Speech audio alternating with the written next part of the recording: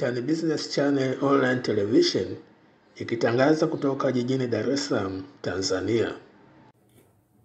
Kuna wafanya biashara wengi wanafanya biashara ya samaki.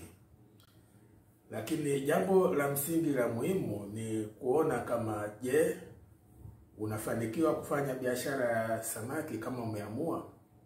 Kwa sababu kuna wafanya biashara wa samaki ambao wanafanya vizuri na wamefanikiwa, kwa sababu biashara zao zinapata faida na pia zinapanuka.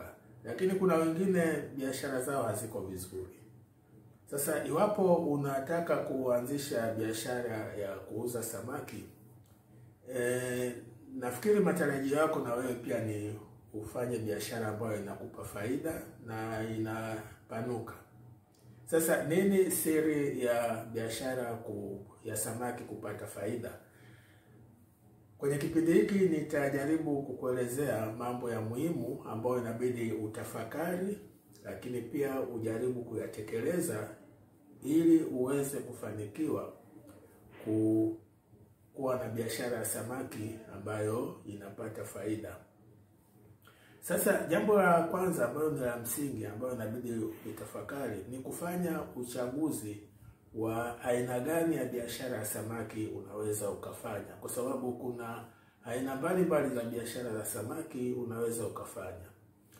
Kuna wale ambao wananunua samaki kutoka maeneo ambapo wavuvi wapo, kama kwa Dar es Salaam hapa ni feri, au wengine wanakwenda hata Bagamoyo.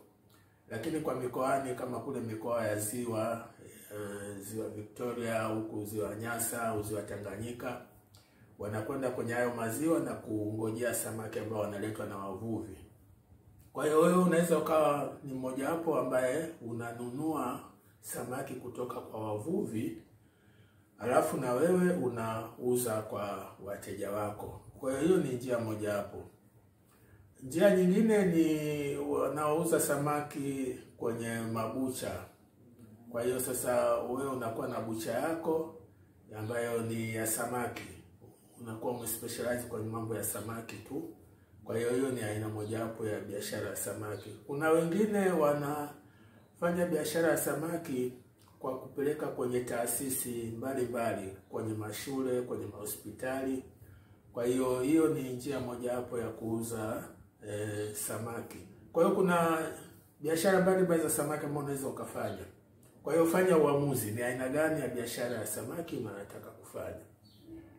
Sasa ukishaamua ni aina gani ya biashara ya samaki unataka kufanya, jambo linalofuata ni kuchagua sehemu ambayo utafanya hiyo biashara yako ya samaki. Ni muhimu sana uchague sehemu gani utafanya biashara ya samaki, kwa sababu ukichagua sehemu nzuri kuna uwezekano mkubwa kupata wateja wengi na biashara yako ikastawi. Ukichagua sehemu ambayo sio nzuri, kuna hatari ya kukosa wateja na hiyo ikawa ni mwanzo mbaya. Kwa hiyo chagua sehemu ambayo unataka kuanzisha biashara ya samaki.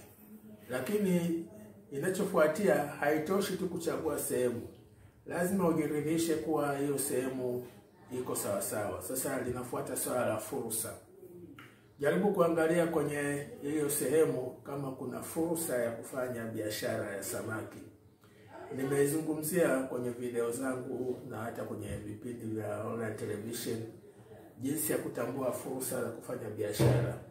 Sasa ni muhimu sana utambue hilo eneo ulilochagua kama lina fursa ya kufanya biashara ya samaki.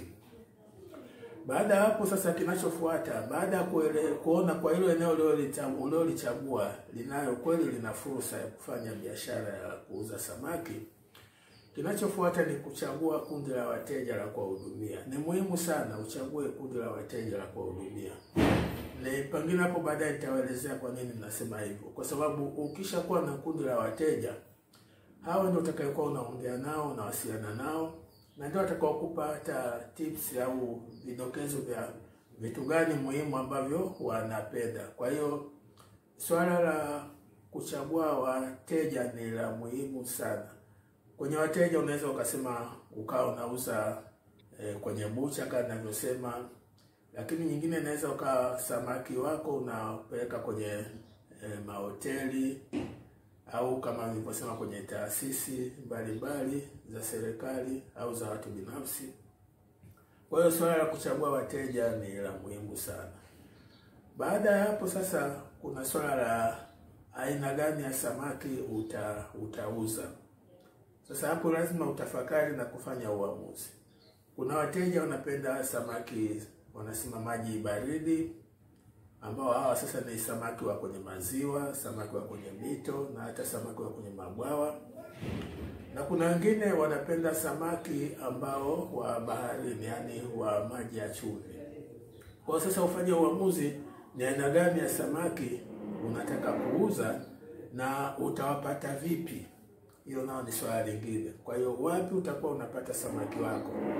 Kama utafuga wewe mwenyewe kwa kutumia mabwawa au utanunua kutoka kwa wavuvi na vitu kama hivyo. Kwa hiyo hapa ni swala muhimu kuelewa wapi utapata samaki na ni aina gani ya samaki ambao utauza kwa wateja.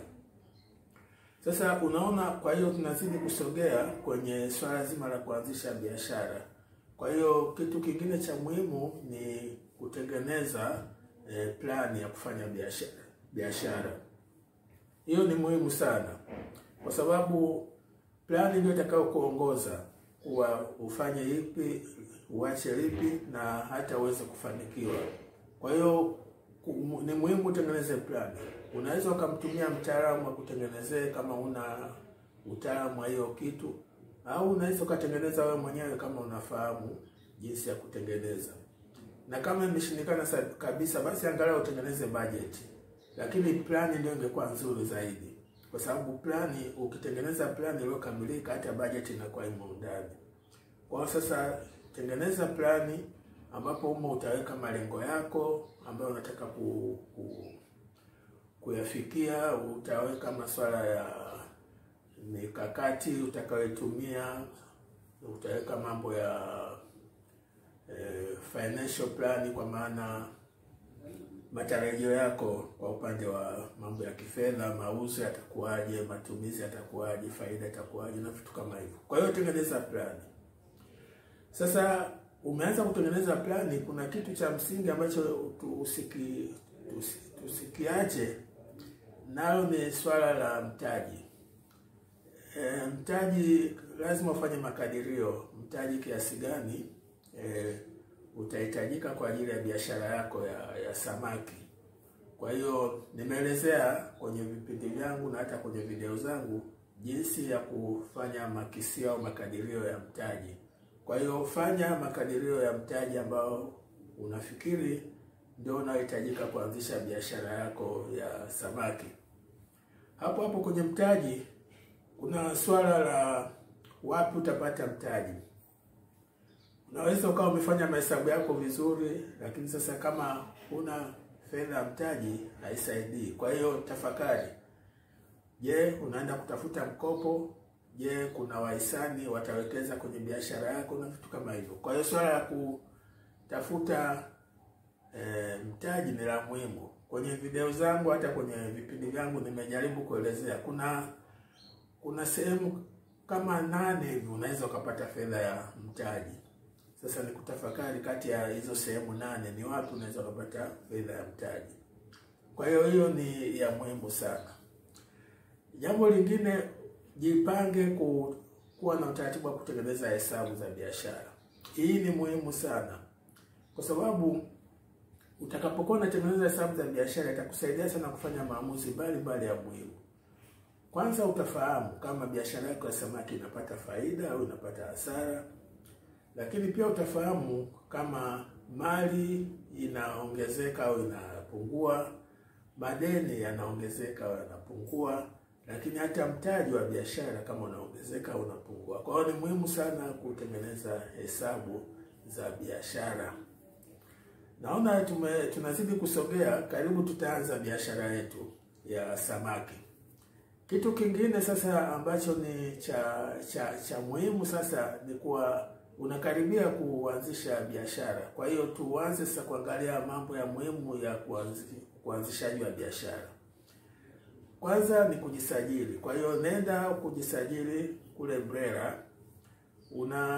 Unaweza kusajili jina la biashara, na hiyo sio gharama kubwa, inaweza kama shilingi 30,000.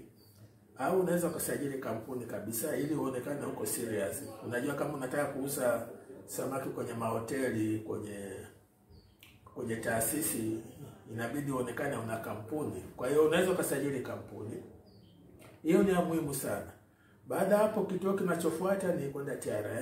TRA kule unaenda unapata tini namba, lakini pia watakuhoji matarajio yako ya faida ni kiasi gani, na kutokana na hayo mahojiano wataweza kufahamu uwezo wako wa kulipa kodi.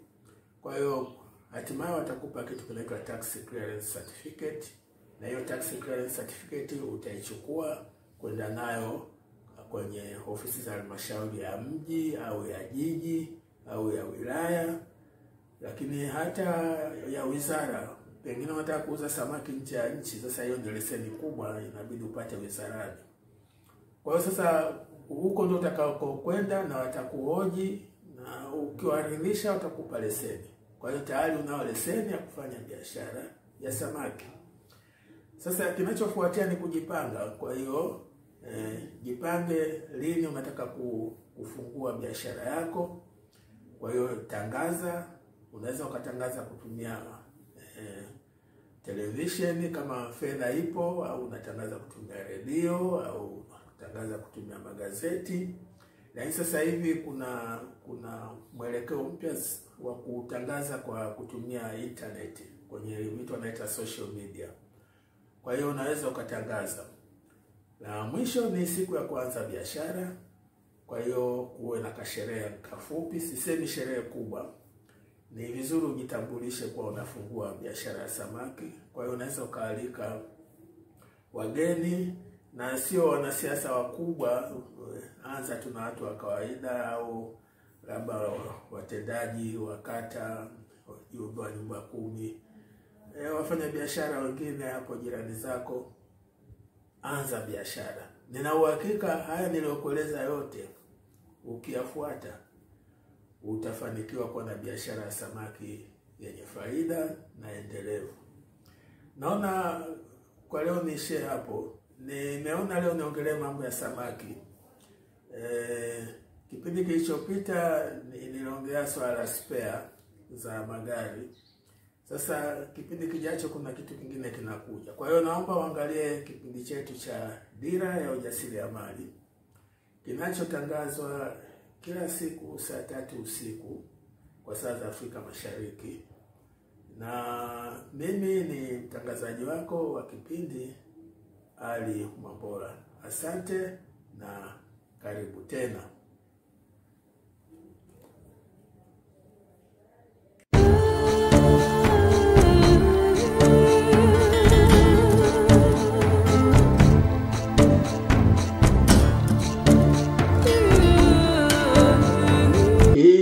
Tan Business Channel Online Television ikitangaza kutoka jijini Dar es Salaam, Tanzania.